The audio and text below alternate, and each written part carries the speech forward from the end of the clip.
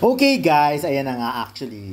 Medyo late na din ito kasi the other day pa nag-post si Darren Espanto tungkol sa kanyang tungkol sa nangyari sa kanya, of course. Pero ang moral lesson talaga dito, huwag mong babaliwalain ni katiting na nararamdaman mo. Yung akala mo parang gutom ka lang, pero hindi pala yun nato. So, mas malala pala doon. Kaya naman yun nga, moral lesson, wag baliwalain ang mga nararamdamang pain, kahit na ano man yan. So, agad-agad magpakonsulta, magpatingin. But anyways, by this time, discharged na nga sa hospital si Darren Espanto. At narito nga ang kwento niya a few minutes ago. Sabi niya ganyan, what a plot twist, life update. Akala ko sa trabaho ako dediretso, pagka-land namin, hindi pala. Was so ready to be back on. It's showtime, but the universe had other plans. From the airport to the hospital, woke up on the plane from Los Angeles at around 1 a.m. Manila time and felt a bit of pain in my stomach. Didn't mind it and thought I was just super hungry. We landed 4 hours later and the pain got worse once I got into the car. Thought it was just gas, but the pain became unbearable. I asked to be taken to the nearest hospital from my house and they had me take a CT scan right away. Found out I had appendicitis and had to get an appendectomy immediately. Thankfully, my appendix hadn't ruptured yet. Went to our doctors at St. Luke's and I had a laparoscopy all within 5 hours of everything happening. Ayan.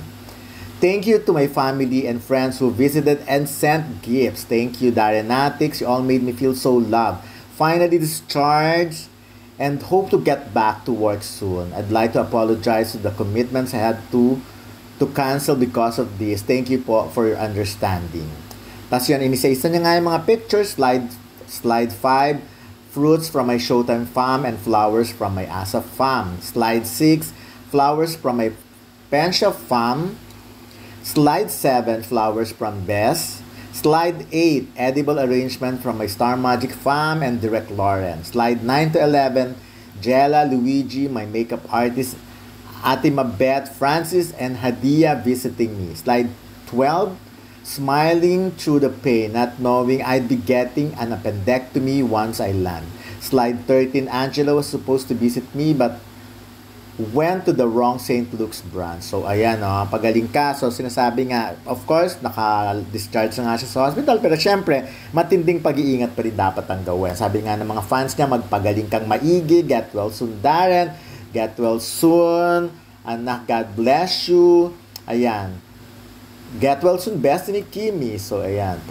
Syempre, puro get well soon na mababasa. Pagaling kang mabuti. I love you. Ayan. Mango, get well, Dalaban. God is so good, Darren. Get well. Get well soonest. Pero sa totoo lang, mabuti nga yung naagapan, yung, kumbaga, nagkaroon siya ng presence of mind na magpadala agad sa hospital. Kasi nga, pag medyo yung iba kasi titiisin, idadaan sa pagtulog, di ba? May mga ganun. Yun nga, katulad nga, naisip niya, baka akala niya parang gas lang yun or whatever. Pero yun nga, hindi. So, anyways, moral lesson, kaya dapat again, pag may nararamdaman talaga, magpakonsulta. Yung iba kasi, ang dami talagang natatakot sa doctors, di ba? Mas sinahayaan nila na parang tiisin na lang, anyway, gagaling din naman. Parang ganon, ipagpahinga lang, yung ganon lagi ang nasa isip.